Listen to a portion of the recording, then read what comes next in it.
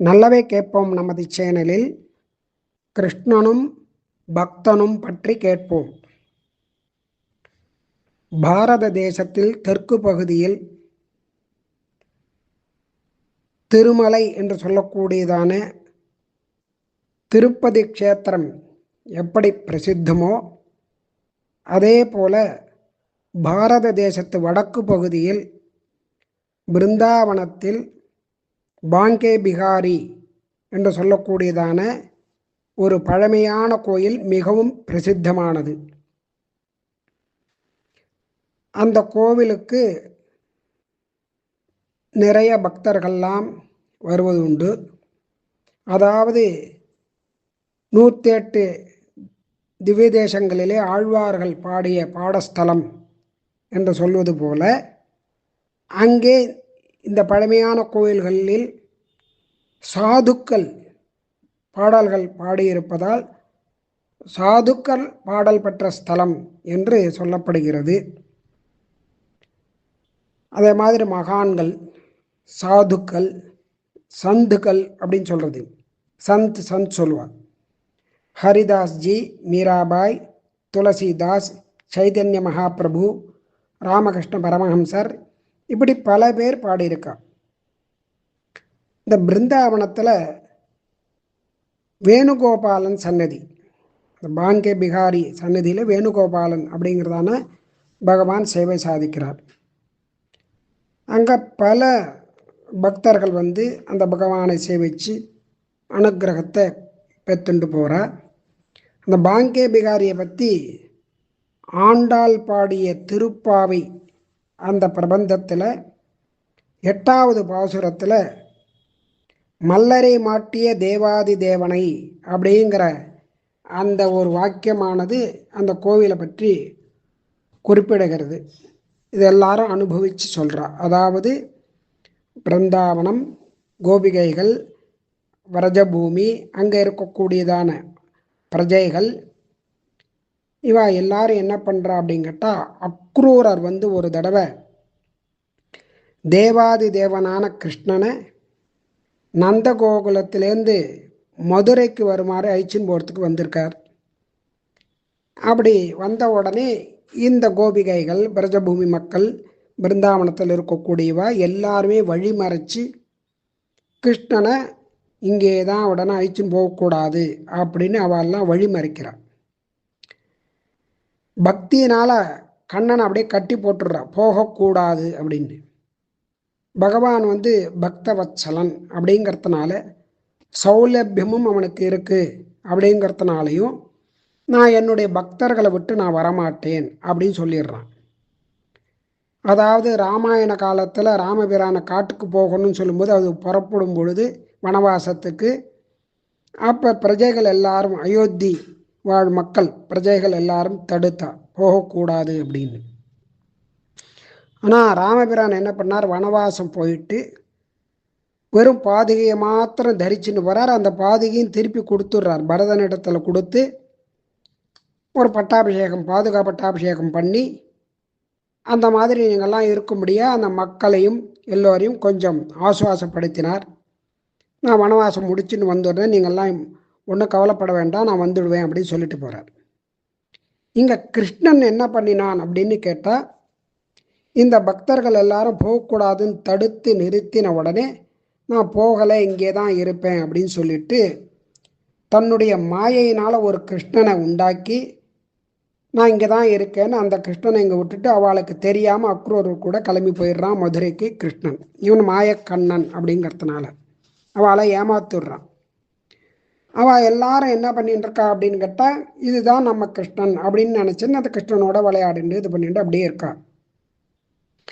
ஏன் அந்த மாதிரி அவளை ஏமாத்தினான் அப்படின்னு கேட்டால், அவதார நோக்கம்னு ஒன்று இருக்குது. அந்த நோக்கத்தை நிறைவேற்றணும். அதுக்காக இப்படி மாயக்கண்ணனை இவாளுக்கு கொடுத்துட்டு இவன் மதுரைக்கு போனான். அந்த மாயக்கண்ணன் தான் பாங்கே பிகாரி அப்படின்னு சொல்லக்கூடியது. அங்கே இருக்கக்கூடியதான அந்த பகவான், அதுதான் ஐதீகமாக இப்போவும் சொல்லப்படுறது.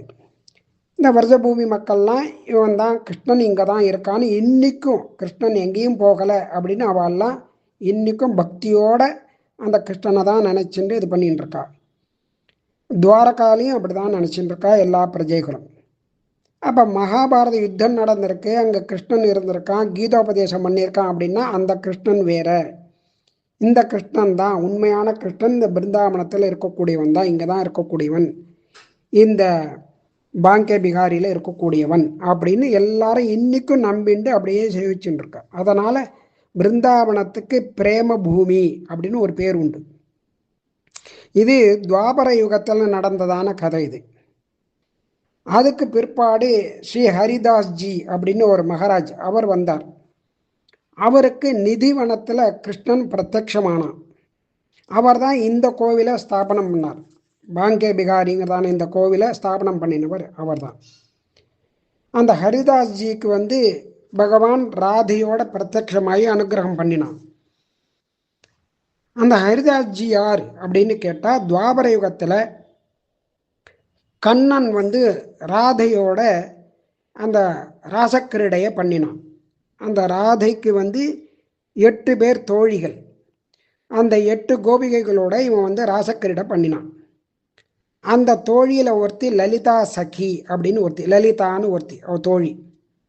அவள் என்ன பண்ணா, கண்ணனுக்கு நான் பிரத்யட்சமாக உனக்கு சேவை பண்ணணும், கைங்கரியம் பண்ணணும் அப்படின்னு பிரார்த்திக்கிறான். உடனே கிருஷ்ணன் சொல்கிறான், அது இந்த யுகத்தில் முடியாது, எனக்கு ராதையை தவிர வேறு யாருக்கிட்டையும் நான் அந்த கைங்கரியத்தை ஏற்றுக்க மாட்டேன் இந்த விரஜ பூமியில். அதனால் நீ கலியுகத்தில் நீ ஒரு புருஷனாக பிறந்து, ஆணாக பிறந்து நீ எனக்கு கைங்கரியம் பண்ணலாம், இப்போ பண்ண முடியாதுன்னு சொல்லிடுறான் கிருஷ்ணன். அதே மாதிரி கலியுகத்தில் அந்த லலிதா சகி அப்படிங்கிறவ ஹரிதாஸ்ஜியாக பிறக்கிறார். யமுனை நதிக்கரையில் தினமும் அந்த ஹரிதாஸ்ஜி தபஸ் பண்ணுறார், கண்ணனையே தியானம் பண்ணின்னு இருக்கார். அப்பொழுது ஒரு நாள் கிருஷ்ணன் அவனுக்கு பிரத்யட்சமாகிறார், பார்த்து சேவிக்கிறார், எல்லாம் பண்ணுறார்.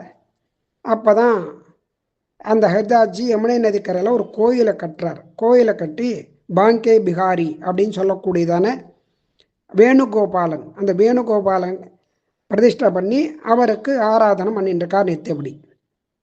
இந்த பிகாரி அப்படின்னாக்க விஷமக்காரன்னு பேர், விஷமக்கார கண்ணன் அப்படின்னு சொல்கிற மாதிரி இந்த கண்ணனை அவர் பாட்டு பாடி பஜனை பண்ணி பூஜை பண்ணி ஆராதனங்கள்லாம் பண்ணி இப்படியே அனுபவிச்சுட்டு வரார்.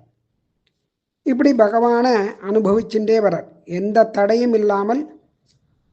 அதாவது சொல்கிற, உன்னுடைய திருமேனியை இடையூறே இல்லாமல் தரிசனம் பண்ணினதான அந்த தேவலோக ஸ்திரீகள், பட்சிகள், பசுக்கள், மிருகங்கள் இதெல்லாம் உன்னுடைய திருவடியெல்லாம் அங்கே பட்டதுங்கிறதுனால அந்த பிருந்தாவனத்தில் அவெல்லாம் பாக்கியசாலிகள். அப்படி உமதுடைய உத்தமமான ஒரு வேணு கானம் அது எல்லா பிராணிகளையும் அசைய வைக்கும், அசையாத பொருட்களை அசைய வைக்கும், அசையக்கூடிய பொருளை அசையாமல் நிறுத்தி வைக்கும். அப்படிப்பட்டதான ஆச்சரியமான உன்னுடைய வேணுகானன்னு ஸ்ரீமத் பாகவதத்தில் சுகபிரம்மம் வர்ணிக்கிறார். இப்படி தேவகி நந்தன் அந்த மகாராஜ்ஜி பிருந்தாவனத்தில் அந்த கிருஷ்ணனை பற்றி கதா காலக்ஷேபம் பண்ணக்கூடியவர், நிறைய உபன்யாசங்கள்லாம் பண்ணக்கூடியவர். அதனால் விஷமக்கார கண்ணன் அப்படின்னு அவனுடைய சரித்திரங்களெல்லாம் சொல்லி அப்படியே அவருடைய காலத்தை போக்கின்னு இருந்தார். ஒரு நாள் நிதிவனத்தில் ஹரிதாஸ்ஜி அந்த மகாராஜாவுக்கு, அதான் மகாராஜின்னு சொல்லுவாங்களாம் பக்தர்கள், அப்படி சொல்லுவா. கிருஷ்ணன் பிரத்யக்ஷமாகிறார், சேவை சாதிக்கிறார். உடனே அந்த கண்ணன் மேலே மோகம், பித்தனாக இருக்கார் ஹரிதாஸ்ஜி. கண்ணனை பார்த்து நீ மட்டும் வரணும் அப்படின்னு கூப்பிட்றார், ராதை வேண்டாம் அப்படின்னு கூப்பிட்றார். ஏன் அப்படின்னு கேட்டால், நான் ஒரு சன்னியாசி, என்கிட்ட பணம் காசு எதுவுமே கிடையாது, ராதை அவளுக்கு ஆபரணங்கள்லாம் கொடுக்கணும், புடவை நல்ல வஸ்திரங்கள்லாம் கொடுக்கணும், அதெல்லாம் கொடுக்கறது என்கிட்ட சக்தி இல்லை, ஒன்றுமே கிடையாது, அதனால் நீ மட்டும் வா அப்படின்னு சொல்லி கூப்பிட்றான். உடனே கண்ணன் என்ன பண்ணுறான், சரி நான் மட்டும் வரேன் அப்படின்னு சொல்லிடுறான். அவன் தான் விஷமக்கார கண்ணனாச்சே, ராதையை விட்டுட்டு அவனால் எப்படி இருக்க முடியும்? அதனால் ராதையும் ஆயிடுச்சுன்னு பிருந்தாவனத்துக்கு வந்துடுறான். அங்கே வந்த உடனே அந்த ஹரிதாஸ்ஜிக்கு தெரியாமல் ராதே ஒரு இடத்துலையும் தானும் ஒரு இடமா இருந்துட்டு அங்கே இருக்கான். அந்த ஹரிதாஸ்ஜி என்ன பண்ணுறாரோ அதெல்லாம் அவன் ஏற்றுக்கிறான். அவர் பாட்டு பாடி பஜனை பண்ணி ஆராதனை பண்ணி எல்லாம் பண்ணுறார். அவனும் ஆடி பாடி எல்லாம் பண்ணுறாரு. கிருஷ்ணனும் அவன் கூடயே எல்லாத்தையும் இது பண்ணால் அப்போ கிருஷ்ணனுக்கு அவர் என்னென்ன கொடுக்குறாரோ அதில் பாதியை ராதைக்கு கொடுக்குறான் கிருஷ்ணன்.